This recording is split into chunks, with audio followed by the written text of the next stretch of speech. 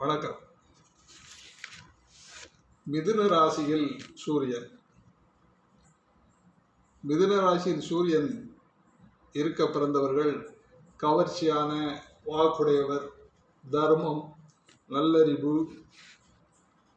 மகிழ்ச்சி, சாஸ்திரப்படி நடத்தல், சிற்ப சாஸ்திரம் மற்றும் பல சாஸ்திர திறமை, செல்வம், மென்மையான வணிகம், சோதிடம் இவற்றுடன் கூடியவர். அழகான உடல் அமைப்பு உடையவர். சிலருக்கு 2 தாய் இருக்கலாம்.